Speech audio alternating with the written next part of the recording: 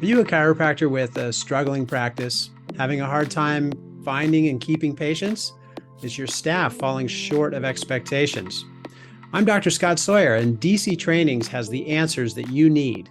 So tune in now and find out how.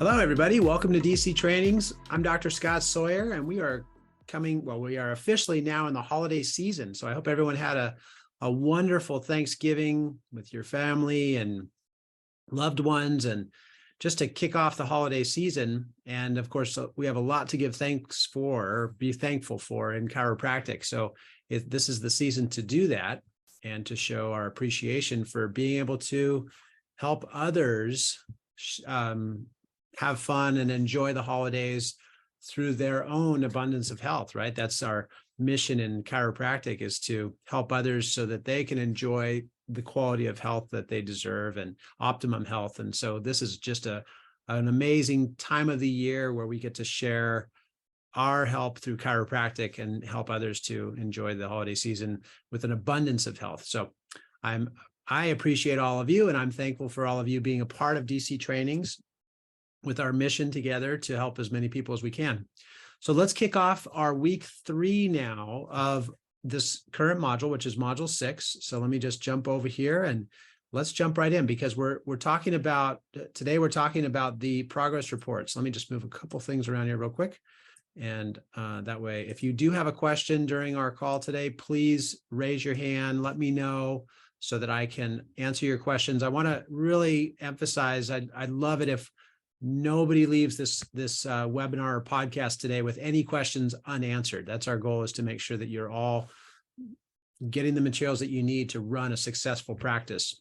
So let's, as I said, let's jump right into progress reports. You can see we're already in week 3, but for today, the real specifics about this is that you're able to measure progress towards your goals. That's the essential part of this topic for this week. And measuring progress towards your goals, of course, means that the first thing you have to do is to set some goals, right? To have clear goals that you're striving for. And I'm going to use an example today, and this will probably come up a couple times, but the example I want to use has to do with having a gym membership. Because this time of year, or maybe starting in January, gym membership rates go up. A lot more people get back into the gym or start a gym membership. And that comes through this motivation of maybe we're eating too much over the holidays, we're not exercising as much, but basically we come through the holidays and realize, I want to get myself in shape. And so we set a goal. And once we've set that goal, in whatever capacity it is to get in shape, then we have to measure our progress towards that goal. Now, in the gym, how do we measure that? There's a couple ways we can measure it. We can measure it by our fitness level. We can measure it by our stamina. We can measure it by our energy levels. We could measure it in our waist size. We could measure it by how much we weigh, right? There's lots of ways that you can measure that goal of being successful with your membership in a gym. You might measure it just by putting a couple more plates on the barbells, right? That might be your standard of measurement. But whatever it is, I'm guessing that for the majority of people that have a gym membership, we don't go in there with no goal at all. We don't go in just to exercise and have absolutely no outcome from that that's in some way measurable. And I want to encourage all of us in our own practice, in our practices, to have measurable objectives that are part of our practice and part of our goals. So let's dive into this and talk about how to structure these in a way so that you can use these progress reports as measuring tools, as increments of measurement towards your goals, and so that as you're seeing those progress reports come to fruition, that you can actually enjoy the success that comes with reaching your goals. And that's going to be our topic today. So let's get into this. And I want to start off with a great quote from B.J. Palmer, where, of course, he was the developer of chiropractic. D.D. Palmer was the founder of chiropractic. B.J. Palmer is known as the developer of chiropractic. None of us would be here today in the chiropractic profession if it wasn't for B.J. Palmer. So he said, record keepers are record breakers, right? So if we don't keep score, then we'll never actually achieve the results that we want to achieve. We want to actually have some form of measurement. So I really like this quote because the first step in breaking records or even reaching your goals, could be that you're breaking a record, it could be that you're hitting a record or hitting a mark or reaching your goal, is to set a record or set a goal. So that's why he said, in order to be a record breaker, you actually have to keep records. You have to be a record keeper.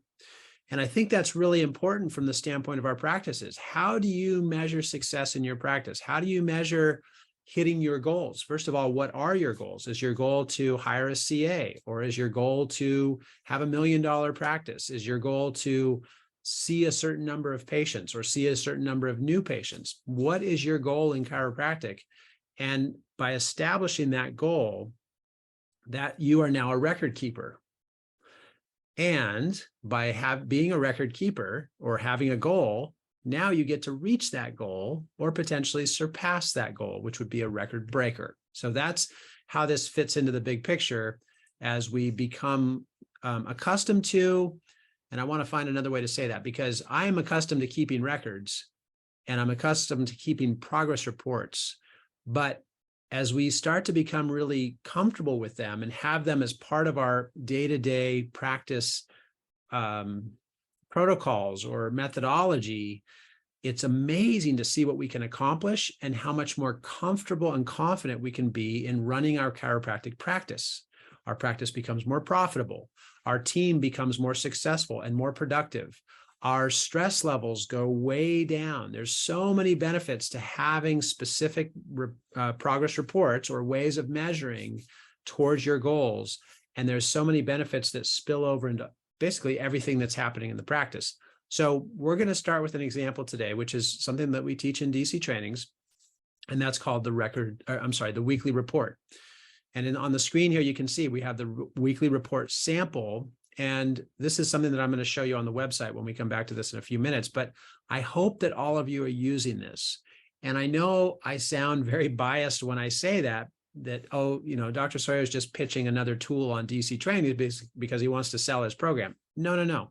This is something that I use in my practice, and I'll even take it a step further. For the doctors that use this within DC trainings, those are the doctors that have the most successful practices. And so by using these tools that I'm providing for you, your practice will become more successful. I can't say I'm going to guarantee that because there's other components to it, but I can assure you that by using the weekly report and having it used in a way that I've taught you through DC trainings, that your practice will take on a position of will run more on autopilot.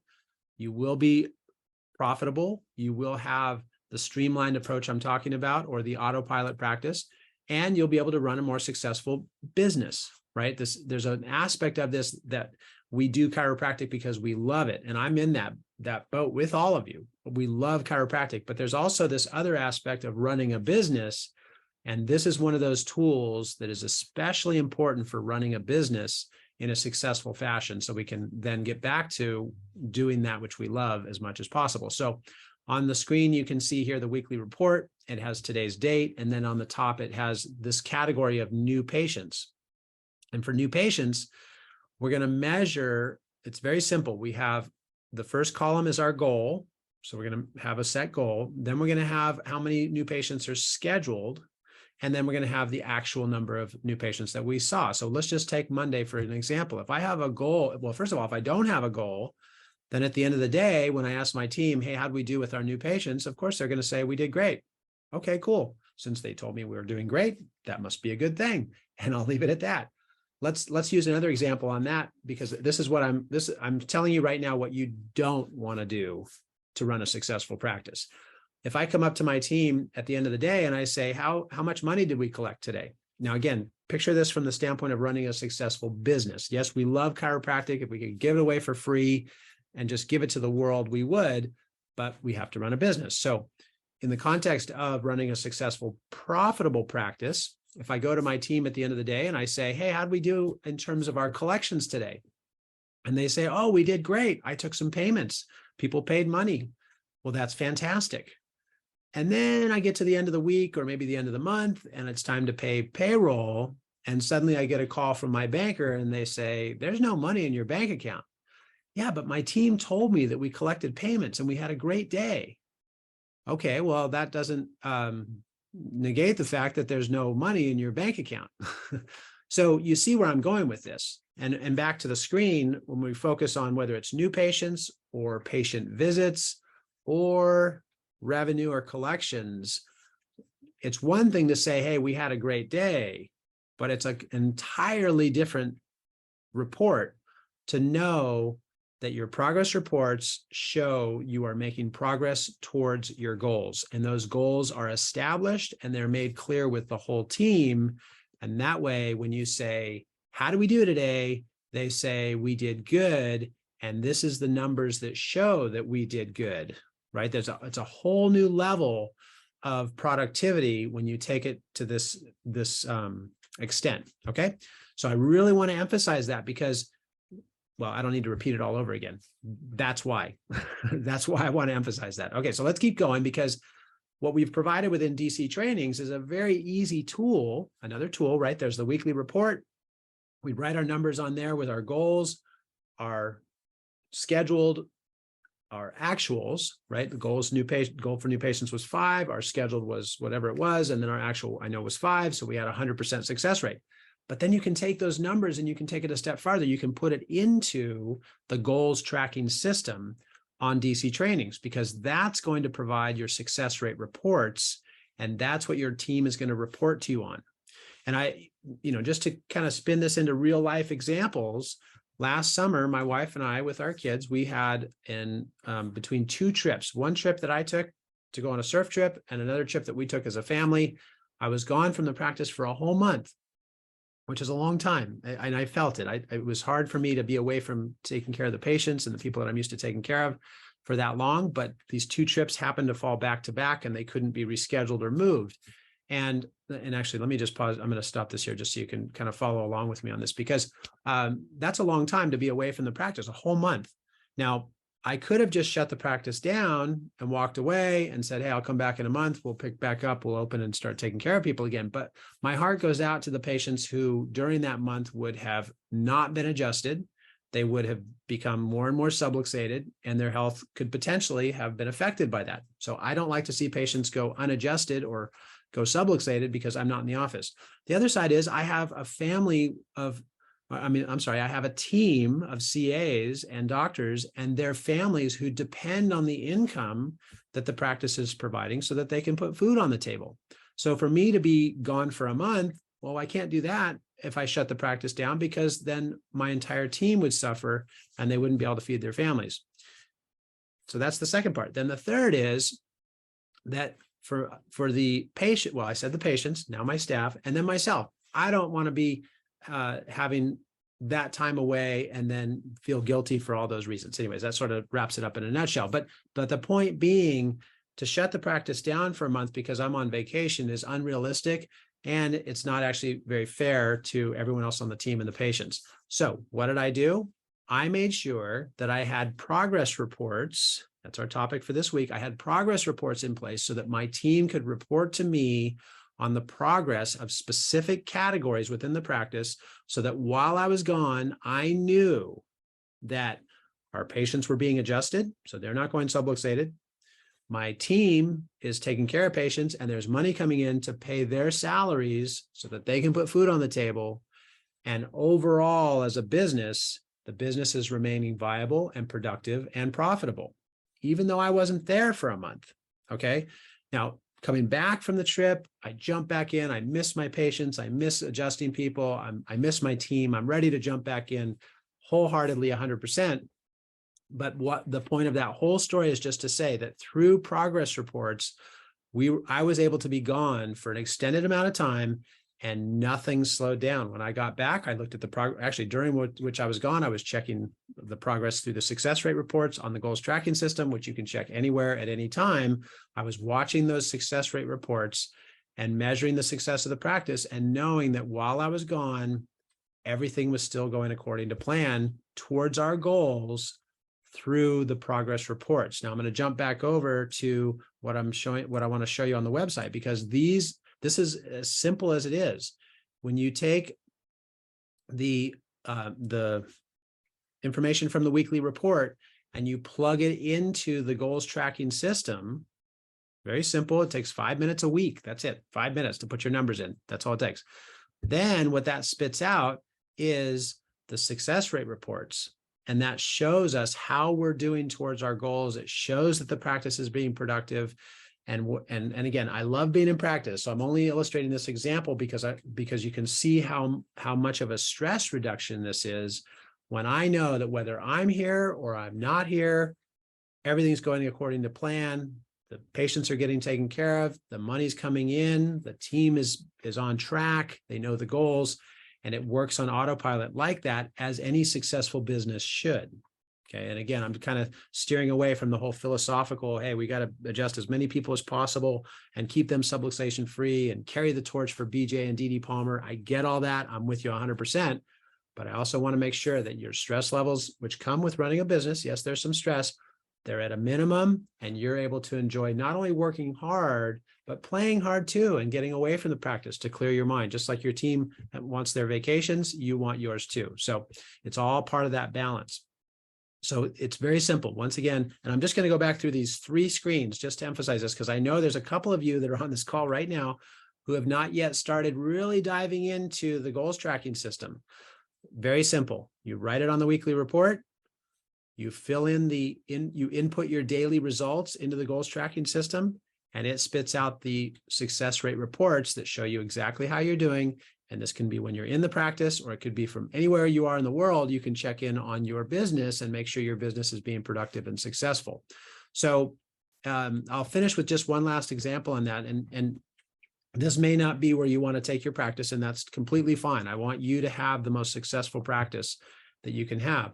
But take an example like Clarence Gonstead. Dr. Clarence Gonstead, who's a very famous chiropractor within our history, within our profession, he started from just grassroots in a small little farm town and started his practice.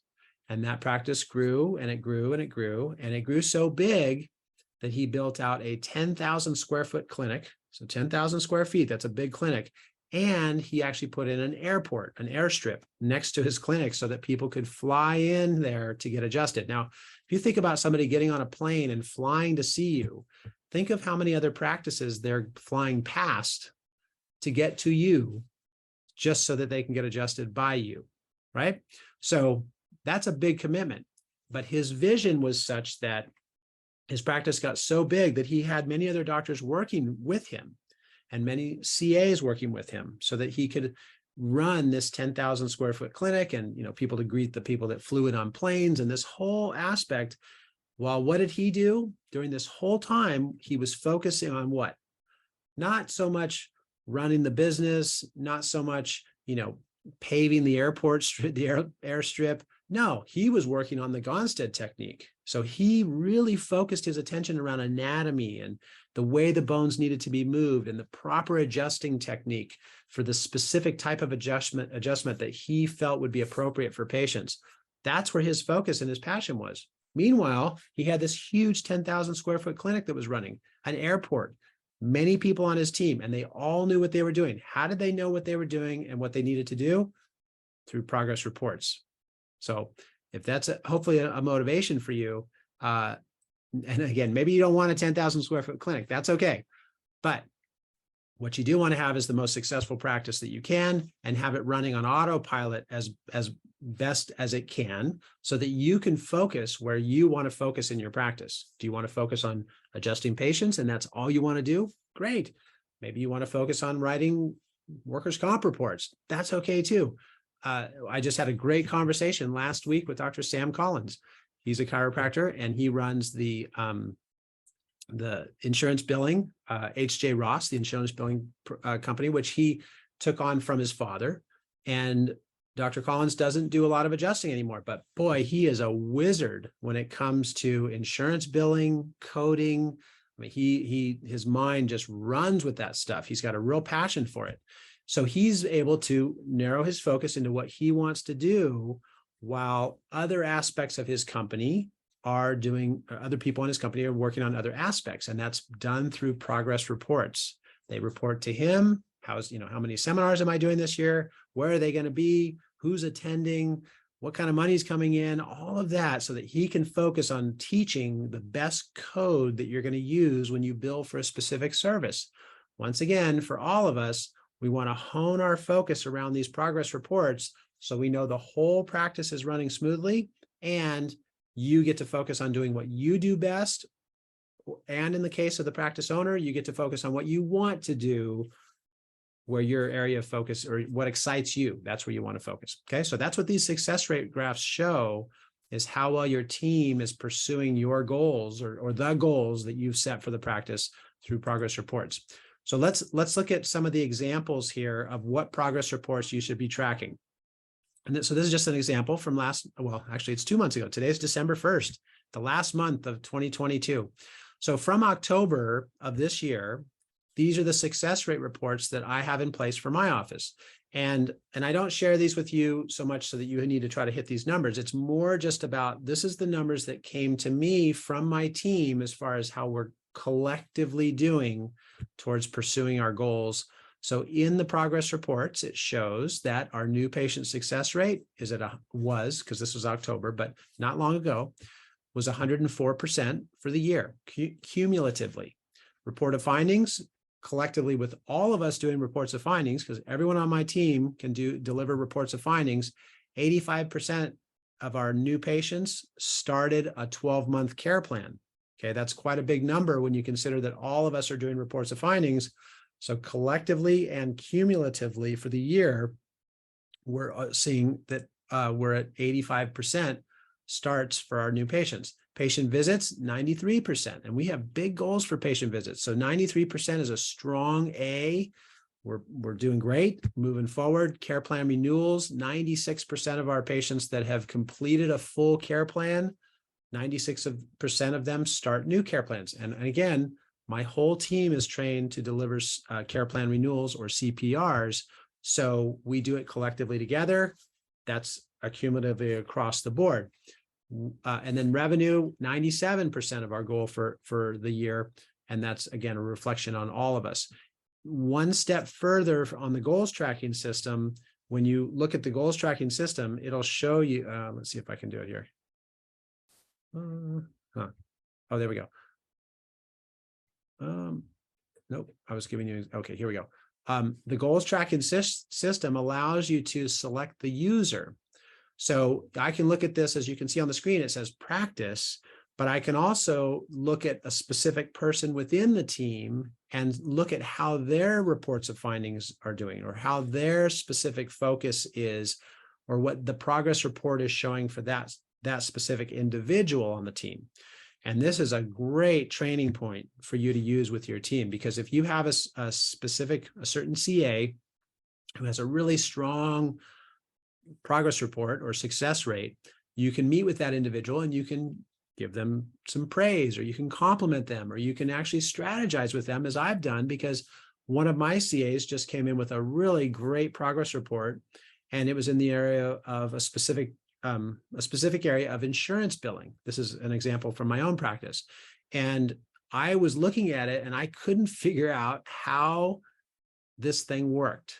And so I learned from her, through her success rates and her progress reports, how she was incorporating this specific type of billing with a certain type of insurance company. I'm being vague on purpose because I want you to just get the concept of this. But I met with her and she taught me some really valuable information in terms of how she's been able to really maximize this success rate. And she showed me how she's keeping her progress reports on track. So this is a two-way street, right? We can learn from our CAs, we can learn from our team, they can learn from us, but we wouldn't have any basis for even having this conversation if it wasn't for what? Progress reports. Those progress reports were what showed me how well she was doing, and I needed to inquire, how are you doing so well on this? I need to learn about this. I own the practice. I need to understand how this works. And so she taught me some valuable information based on what I saw on her progress reports. Flip that coin over, and if you have a CA who is showing you some progress reports that are less favorable, Well, obviously that's going to catch your attention, and you would need to meet with that CA and say, hey, I've noticed that this progress report is not showing the results that I would like to see.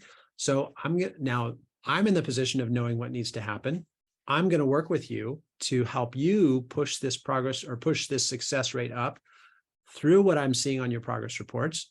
And let's make sure this happens so that we can change this number, right? So this is all about how you score your game, right? Score the game, keep score, keep tabs, keep those progress reports, work with your team, push the envelope, set new goals, push the envelope again, right? It's this continuous cycle that keeps you in charge of a very successful practice.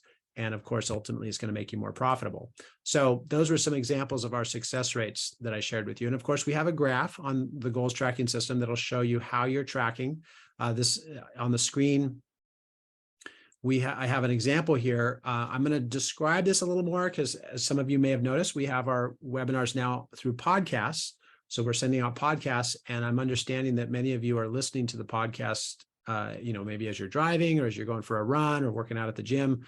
I actually just was listening to one earlier this week while I was running on the beach, and it was great. I had my headphones in, I listened to the podcast, and I thought, wow, that was cool how I did that. And, there was some neat stuff that I'd said that I wanted to hear how the flow was going.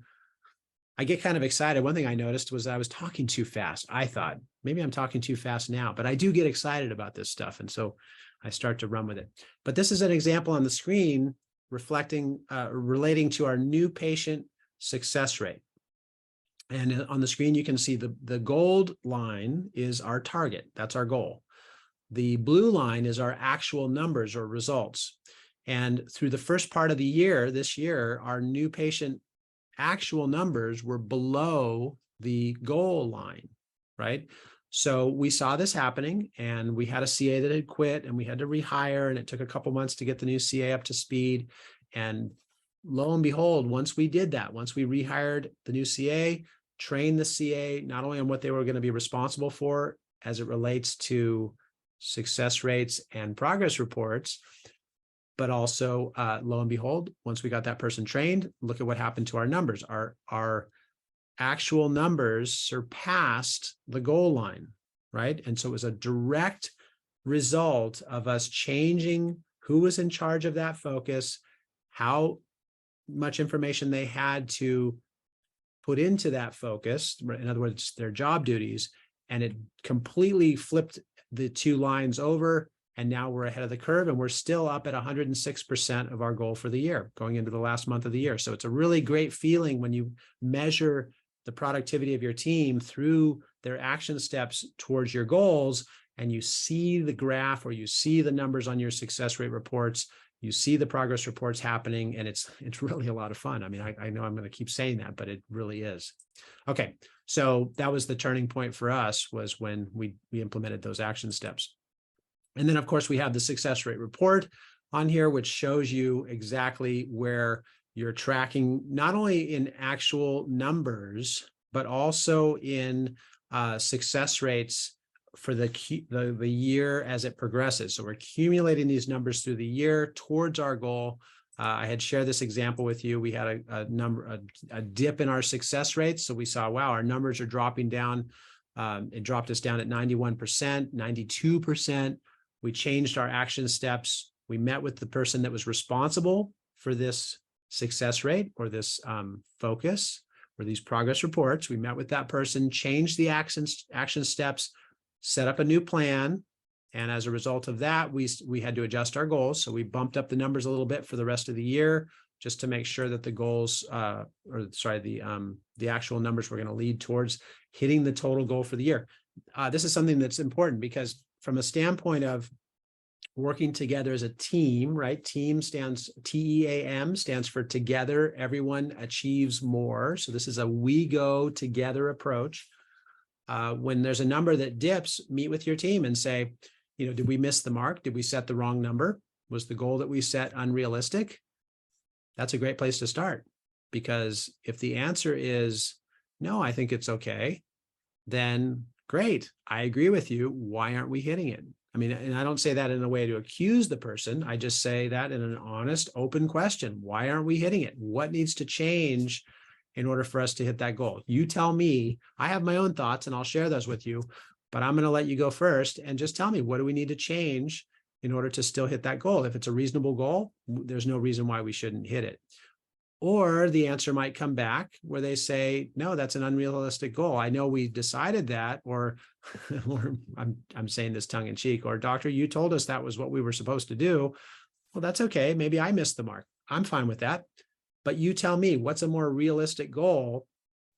And I think it's fair to say that no A player teammate is going to say, we need to drop that goal lower so that it's easier for me to do nothing at my job and just coast through this thing, right? I mean, that the whole hiring process that I've taught you in module 1 shows you how to select A players that have their eye on a prize and are open to working hard to achieve goals and see growth of the practice. So if you're hiring people with that mentality and that fit those criteria, they're not going to come back and say, let's lower the goal just so I don't have to do anything when I come to work. That's not going to happen. It's going to be more of a response where, we just missed the mark and we couldn't really do it. And for my own practice, we did set a goal that was a ambitious goal, and that's fine. But then we had a CA leave. And so suddenly that what would have been a reasonable goal became more challenging because we had one less person on the team for a little while until we trained another person. So anyways, I like to throw in these examples because I know these are real life examples that you're experiencing in practice too. And then I can share with you how we overcame them to help you grow your practice and not bloody your nose as I have in the past. So anyways, back to our screen here. So we did change our numbers. We had to adjust those. We put in some new action steps, and lo and behold, we jumped up from 92% to 109%.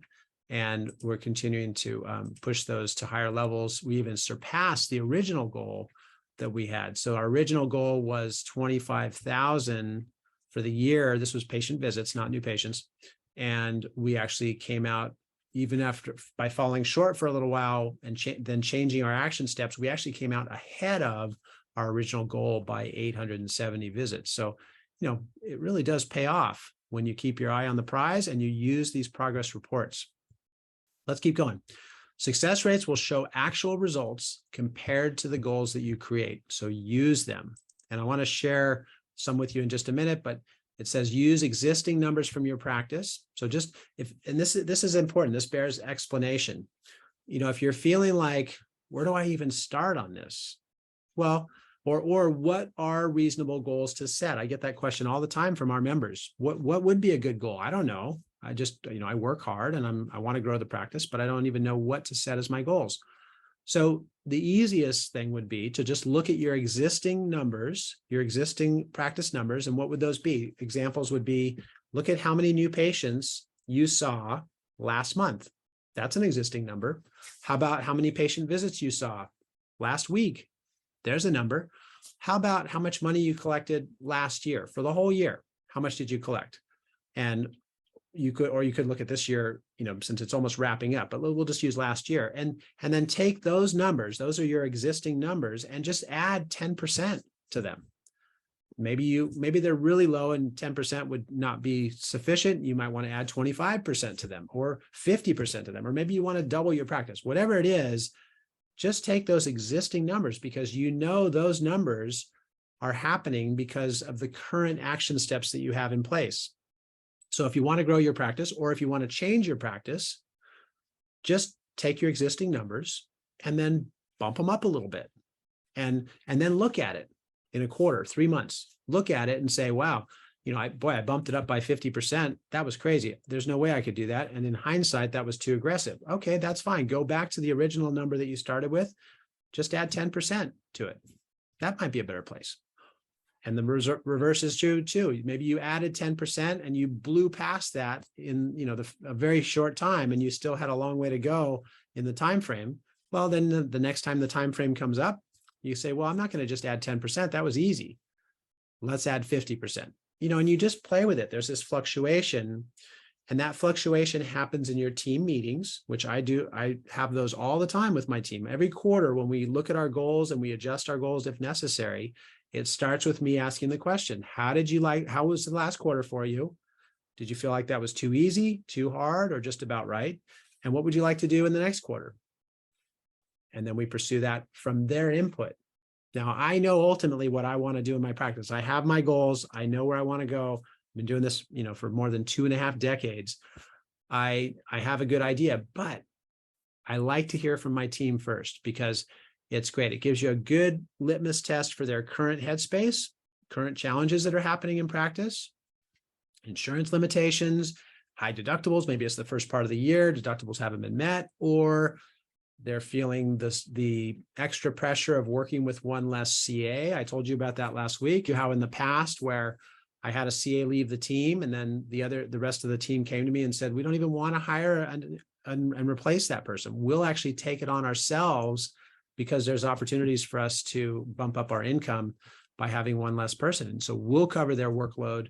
They weren't doing that much anyways. I'm saying that tongue in cheek, but we'll cover it and we're good to go. So getting feedback from your team to determine what your current numbers are, and then look at those carefully to see where you want to take it in terms of these new goals, and then measuring those through your progress reports is going to give you the ability to achieve those goals. And I'll add one other part to that. I know I keep saying that, but I want to add these because this gives you the full picture. But when you plug in those numbers and you're watching it happen, that's where you really start to see the magic of a cohesive team working towards a common goal, measuring the progress along the way, and seeing your goals actually happen. Another thing that becomes a lot easier is when you can spot somebody who's not being productive on the team, because you'll see that happen quickly, and it makes confronting that person much easier. And I'll just be extreme to illustrate the point. Let's say you have somebody on your team who's not using the progress reports, and you feel like they're not working as hard as they should, or they're not pulling their weight on the team. Well, you can look at their report, look at the numbers and say, okay, let's say this person's in charge of new patients and you feel like they're not really working hard or they're not following the steps needed to reach your new patient goal. Well, if you meet with that person and say, hey, it's just not working out and I'm just going to have to let you go. They're going to go, what? Where did that come from? But if you meet with somebody and you say, here's the numbers, here's our goals, and those two are not connecting, I'm going to give you a chance to fix this, and I'm available for any help as you need it. I'll help you, but we can't continue in this way. And I'm going to meet with you in 1 month, and I want to see these changes happen, or else it's not going to work out. See, the confrontation of that becomes much easier when you're basing it not on your emotions or feelings. You're measuring it on a specific objective number as it relates. I'm going to say this carefully. You're relating to a specific measurable number as it relates to an agreed upon goal to which that individual is not fulfilling their responsibilities.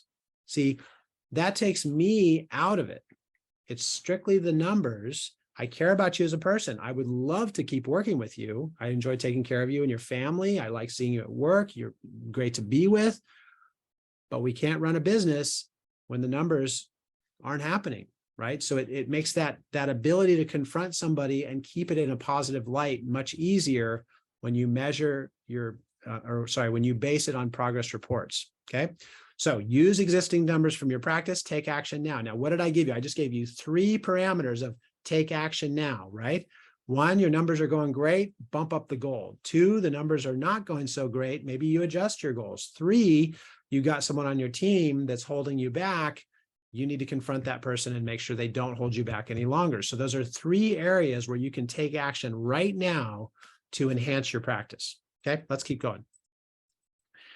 And of course, the insanity is, according to Albert Einstein, the definition of insanity is to do the same thing over and over and expect a different result, right? If you keep coming in the morning and telling your CAs how awesome they are, and yet your practice is going down in flames, that's not going to change anything. So let's not follow the definition of insanity, and let's not drag ourselves down, or let's not repeat the same patterns that are still producing the same poor results in our practices. So once again, I know some of you are just listening to this.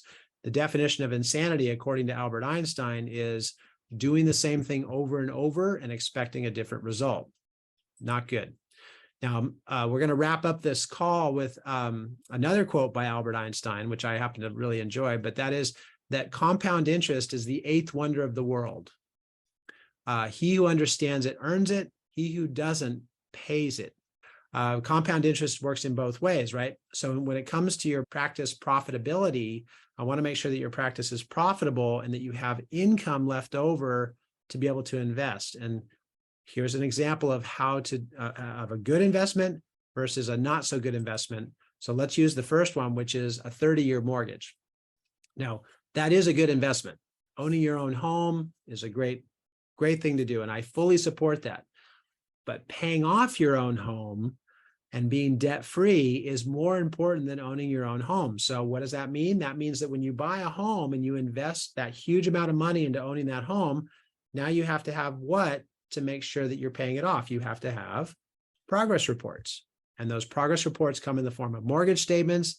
And here's an example, a 30-year mortgage. If we were to spend, let's just say $1 million for a house, at the end of a 30-year mortgage, at a 4.5% interest rate, which these days now is much lower than the current rates, but you'll have basically almost paid for twice the amount of your home by paying it off over 30 years. So that's an example of having progress reports that show you what's happening so you can realize, whoa, this is costing me a lot more money in the long run than it would if I paid it off much sooner. So those progress reports show you that it's important to pay it off sooner if you can. But conversely, if you were to save, let's just pick a middle number here. If you were to save $1,000 a month and put it in savings at 4.5% interest, which apparently is about the rate of a tax-free muni bond these days. So if you buy municipal bonds that are in your state and they're tax-free, you're going to make about 4.5 to 5% interest.